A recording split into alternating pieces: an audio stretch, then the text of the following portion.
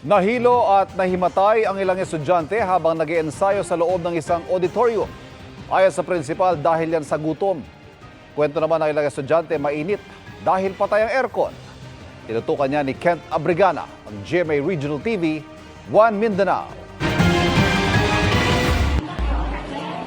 Sa eksklusibong video na ito, rumisponde ang Davao Central 911, BFP at kapulisan sa Anda Street Poblacion District, Davao City, pasado alas 7 kagabi.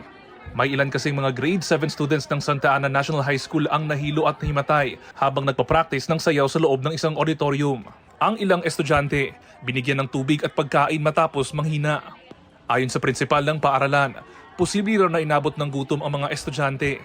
Ang affected were the grade 7 learners.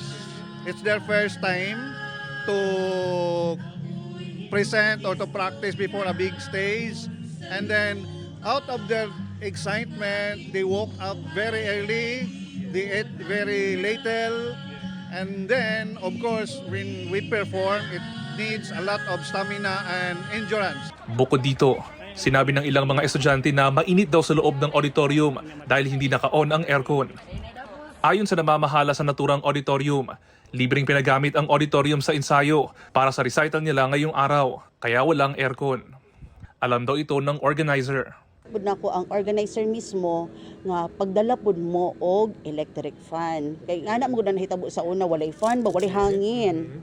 So or unless magbayad ta og kuan ipauna tong aircon. Sa ngayon, kinukuha pa ang pahayag ng DepEd 11 kaugnay ng insidente. May paalala naman ang pulisya. Inikanan, especially sa mga nagdala sa mga bata, no, tanaw na to ang welfare sa mga bata kung kaya ba nila ang whole day nga practice or dili.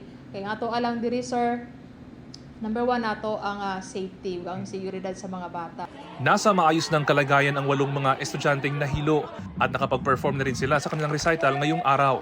Mas higpitan naman ng auditorium ang kanilang mga pulisiya, kabilang na ang hindi pagpapagamit sa kanilang pasilidad kung hindi naka-on ang aircon. Mula sa GMA Regional TV, One Mindanao at GMA Integrated News, Kent Abrigana, nakatutok, 24 oras.